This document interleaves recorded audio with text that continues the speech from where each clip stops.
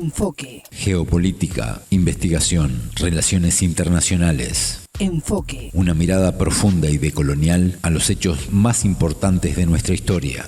Enfoque. Comunicación articulada para el buen vivir. Pueblos con memoria. 7 mujeres mueren cada 1 hora en Ecuador por abortos clandestinos. Bienvenidos, bienvenidas. Esto es Enfoque con Alejandra Patrone y la producción de los pueblos y movimientos articulados en Avia Yala Soberana. Hoy, junto a la socióloga y abogada ecuatoriana Ana Cristina Vera Sánchez, ella es máster en Ciencias Sociales, coordinadora de litigio estratégico Surcuna, vocera del movimiento Justa Libertad.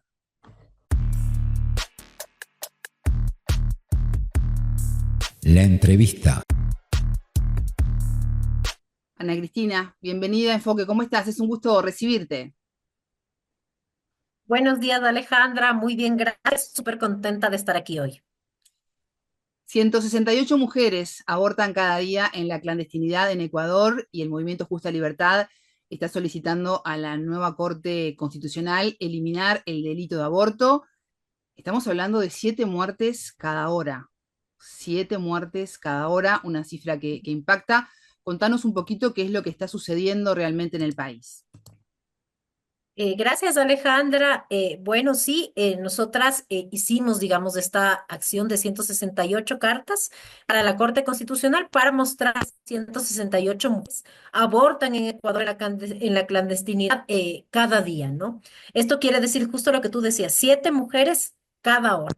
Y justamente el problema es que al ser el aborto un delito, estas 168 mujeres diariamente arriesgan su vida, su salud, su integridad en procesos clandestinos, adecuados, ¿no? Cuando el aborto en realidad es un proceso muy seguro si se realiza en condiciones adecuadas. Entonces, nosotros lo que estamos intentando es mostrar esta realidad y todos los impactos que tiene la existencia del delito de aborto en la vida, en la salud, en la integridad, en la autonomía de las mujeres, de las niñas, de las personas gestantes, con el objetivo justamente de lograr cambiar la legislación, eliminar el delito de aborto y que el aborto se pueda regular como lo que es un servicio de salud esencial, ¿no? Entonces, esa es un poco la realidad en Ecuador, y lo que queremos ahora como Movimiento Justa Libertad. Uh-huh. ¿Y con qué realidades se han encontrado ustedes en el trabajo de juntarse, de hablar, de coordinar? Porque hay historias de vidas allá atrás, ¿verdad? Porque llegar a la instancia de aborto es algo bastante decisivo en la vida de cualquier mujer. Sí, totalmente, ¿no? Nos hemos encontrado con muchísimas historias, ¿viste? Por distintas sus procesos de aborto, ¿no? Tenemos muchas historias donde lo que predomina, digamos, es el silencio. Muchas de las mujeres nombran que es muy triste no poder hablar de esto, no poder ser acompañadas, digamos, por sus mamás, por sus amigas, por sus hermanas, ¿no? Por la existencia del delito, por el estigma que existe. Otras cuentan ya historias, digamos, de más empoderamiento, donde ya han podido conversar de esto, que ya pueden, digamos, hablarlo colectivamente y cómo esto ha transformado su experiencia, ¿no? Y las historias que dan origen a que cada una de ellas haya tenido un embarazo o un aborto también son muy diversas, ¿no? Por ejemplo, hay muchas historias de violencia, de relaciones inequitativas, hay otras que tienen que ver menos con la violencia, más planes y proyectos de las mujeres, lo que quisieran hacer con sus condiciones socioeconómicas, ¿no? Por ejemplo, muchas historias de mujeres migrantes que están, digamos, caminando, ¿no? Por toda Latinoamérica buscando mejores condiciones y para las cuales, por ejemplo, un embarazo en este momento no es la mejor circunstancia. Y por supuesto, muchas historias también de alivio. De tranquilidad, de felicidad después de haber logrado efectivamente tener un aborto acompañado y seguro, ¿no? Uh-huh. Tú como experta en derechos sexuales, derechos reproductivos y activista además en temas de derechos de las mujeres por más de 15 años, eh, ¿cómo sentís que la legislación está acompañando este tema? Bueno, verás, nosotras acá en Ecuador tenemos dos causales legales de aborto. La primera, la causal salud o vida, y la otra es la causal violación. Logramos que la causal violación se ampliara para todas las mujeres en el año 2021, porque antes solamente existía para mujeres con discapacidad mental. Sin embargo, se elaboró una ley y esta ley lo que hizo fue generar nuevas restricciones, ¿no? Como plazos, requisitos, cosas complejas de cumplir para las mujeres en una situación de violencia sexual, además en un país como el mío que está ahorita cruzado por la violencia de la delincuencia organizada, ¿no? Donde es difícil denunciar, por ejemplo, porque puedes ponerte en riesgo, ¿no? Ujú. El tema ahora que nosotras estamos haciendo por eso mismo es que después de haber mirado que las causales no son 100% efectivas, son difíciles de acceder, porque existen muchas barreras, desde la interpretación de la causal salud súper restringida hasta la negación sistemática de la causal violación, ¿viste? Porque Sí. muchos profesionales de salud exigen pruebas, aunque la ley no las exija, ¿entiendes? De la violación. Y o denuncias, y para muchas mujeres hacer esto en contextos como el nuestro es muy difícil. Por ejemplo, si la violencia se dio en la casa, ¿no? Por parte de los padres, abuelos, tíos, o por alguien de la delincuencia organizada muy cercano que puede poner en peligro su vida. Entonces es complejo.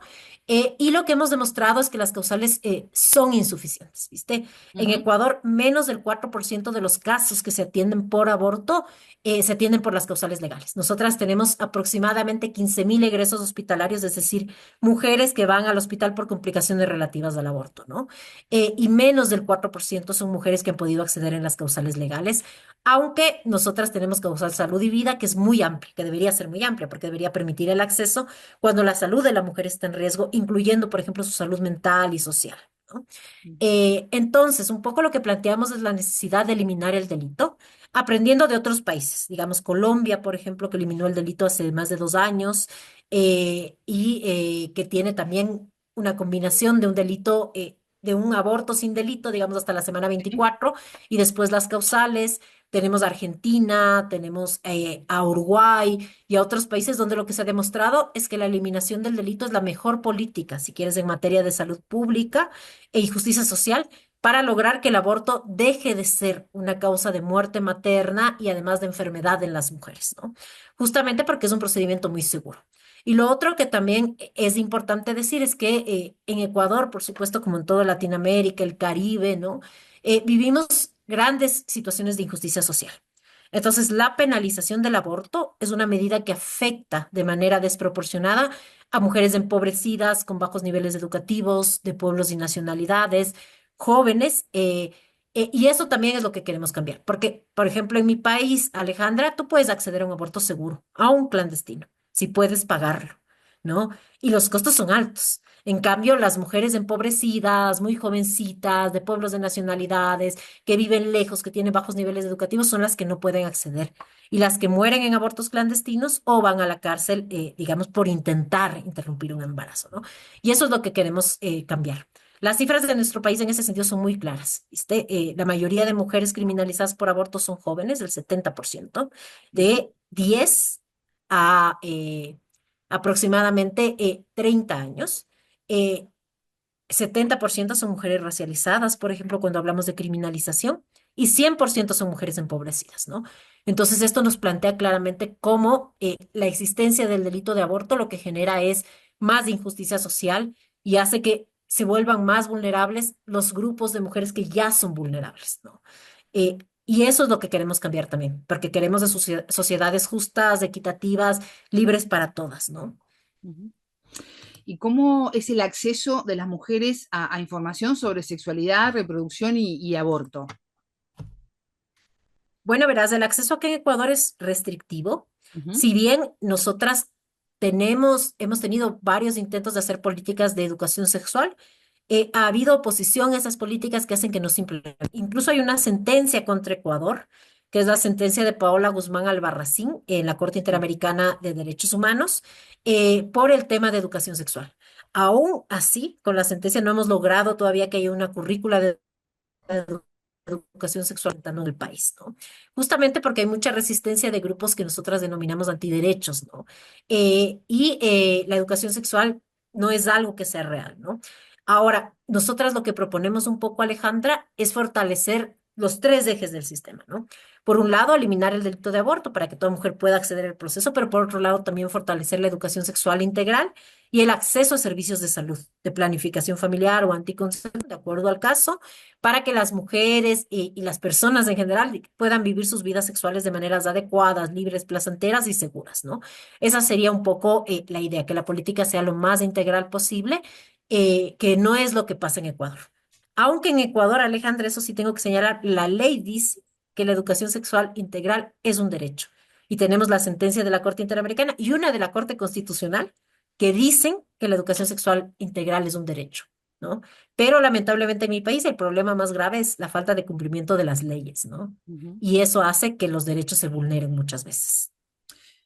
¿Y la sociedad es consciente de lo que está ocurriendo con los abortos clandestinos y estas cifras tan alarmantes que estabas dando al comienzo de la entrevista? La verdad, Silvia, yo creo que depende de los sectores sociales, ¿no? Acá en Ecuador, ¿no? Creo que hay sectores que sí son conscientes de la problemática y por eso apoyan, digamos, la necesidad de eliminar el delito. Acá, por ejemplo, el apoyo a las causales es muy amplio.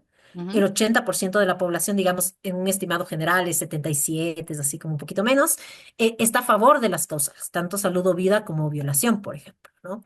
Y hay un gran porcentaje que está a favor de la eliminación del delito, digamos, 50-50. Y creo yo que esto tiene que ver con que la gente conoce, viste, de manera profunda lo que implica el aborto clandestino, ¿no? Pero creo que también hay mucho secretismo alrededor del tema, justo por la clandestinidad. Las mujeres no quieren contar que se hicieron un aborto, no quieren contar cómo se hicieron un aborto, y eso genera mucho silencio, y esa espiral de silencio no permite tampoco que la gente se entere y pueda pelear, digamos, por la eliminación del delito de aborto. Sin embargo, en Ecuador hemos hecho una encuesta, digamos con una encuestadora que hay acá que se llama Cedatos, sobre cuánta gente está a favor en que una mujer vaya a la cárcel por abortar. Y Ujú. acá en Ecuador, 8 de 10 ecuatorianos están en contra de que las mujeres vayan presas, ¿no? Eso no necesariamente quiere decir que estén a favor de que el aborto sea un servicio de salud esencial. Sin embargo, creo que es, digamos, un primer paso, ¿no? Sí. Y lo otro es seguir trabajando en el cambio de imaginarios para que se pueda mirar a la salud reproductiva como un derecho, y para que se pueda concebir que las mujeres debemos tener derecho a decidir sobre nuestros cuerpos y nuestra reproducción. Ujú. ¿Y este tema está a nivel de las agendas políticas? ¿Importa al gobierno lo que ocurre con las mujeres? Bueno, verás, yo creo que actualmente no, siéndote muy sincera. Sí. Nosotras tenemos una demanda ahorita en la Corte Constitucional y hemos hecho mucho trabajo, digamos, también con el Ejecutivo y con el Legislativo para intentar avances, ¿no? Y lo que vemos es que es un tema con poca importancia, al que casi no se le da ni plata ni tiempo. Y, por ejemplo, todas las normativas de aborto acá en Ecuador que tienen que reformarse y que ya están, digamos, acabadas, listas para aprobar, están detenidas. ¿Viste?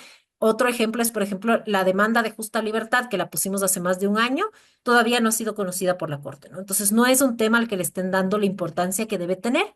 Y es por eso también que hacemos estas iniciativas, ¿viste? Estas 168 cartas son 168 voces de mujeres que quieren que la Corte sepa por qué es indispensable eliminar este delito para sus vidas, ¿no? Y que quieren que conozca también cuáles fueron las implicaciones para ellas, para cada una, ¿viste? De la existencia de este delito y por qué debería dejar de existir. Entonces creo que eso es importante también, Alejandra, ¿no?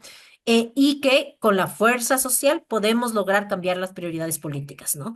Mira Argentina, por ejemplo, ¿no? Cómo la marea verde inundó las calles y a partir de eso les tocó discutir aborto, ¿no? Y eso creo que es justamente lo que también tenemos que hacer en nuestros países, ser el impulso para que los temas de derechos humanos se discutan, se miren, se revisen y podamos tener avances. Ujú. ¿Es a través de los movimientos sociales que pueden darse los cambios en el país? Yo pienso que es fundamental, digamos, el lugar de los movimientos sociales en impulsar los cambios, pero sí creo que también el Estado tiene que asumir, ¿me entiendes? Ujú. Su parte. Por ejemplo, la Corte Constitucional tiene que asumir su parte y tiene que dar esta decisión lo más pronto posible, ¿no? Porque realmente el cambio legal sí es importante. El cambio social es fundamental.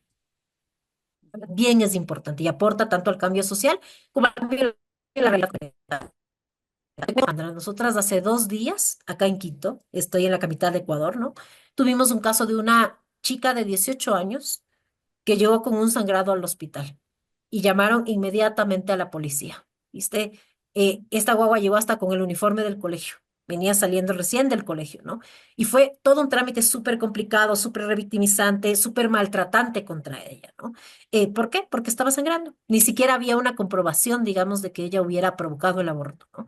Entonces, esas son las historias que queremos evitar y todo lo que implica para su vida, para su salud, ¿me entiendes? Para su proyecto, este tipo de prácticas que siguen pasando en nuestros países y no deberían pasar.